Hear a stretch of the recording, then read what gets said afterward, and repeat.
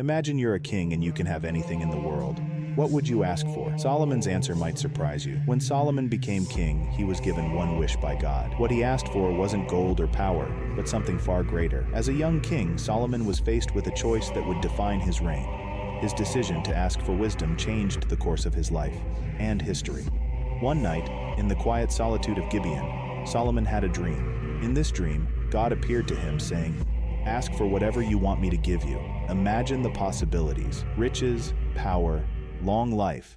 Solomon could have asked for anything, but what he chose was something far more profound. Solomon was aware of the immense responsibility of leading a great nation. "Ask for wisdom," he said.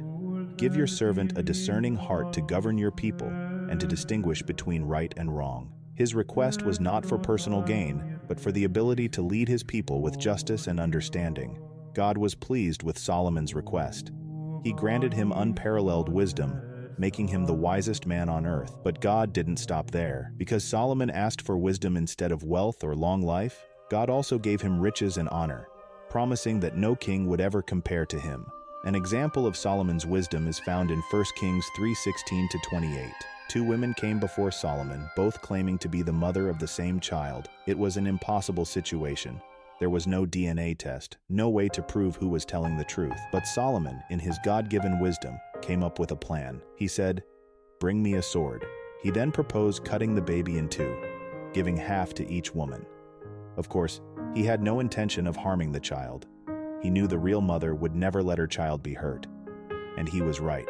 The real mother instantly begged to give up her claim just so her child would live. Solomon's wisdom uncovered the truth, and the people marveled at how he could see through to the heart of the matter. Under Solomon's rule, Israel flourished. His wisdom became legendary, attracting leaders and scholars from distant lands. Solomon's story teaches us something powerful. When we put others before ourselves, when we seek wisdom and understanding instead of selfish gain, God honors that. Wisdom isn't just about knowing facts, it's about making decisions that reflect God's heart. So, what can we learn from Solomon's story?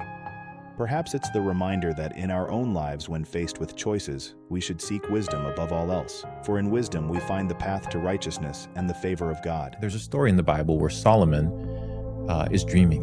He goes into dream state, and God comes to him in dream state. And God says to Solomon, "Anything that you want, I will give you. If you want wealth, I'll give you wealth. I'll make you the richest man. If you want kingdoms, I'll give you the kingdoms. Tell me whatever it is that you want, and I'll give it to you." And Solomon didn't ask for riches, didn't ask for kingdoms. He asked for one thing. He said, "Give me wisdom." And God gave him wisdom. And after that, the riches came, the kingdoms came, and every other thing that comes with it. So as I read that, I sat there and I was like, "God, give me wisdom.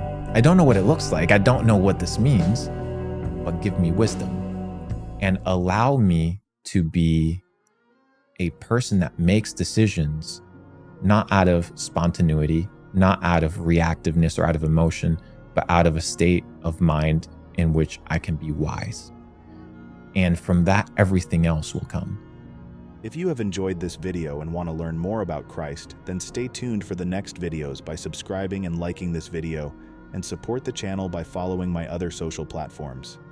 Thank you for watching this video and have a blessed day.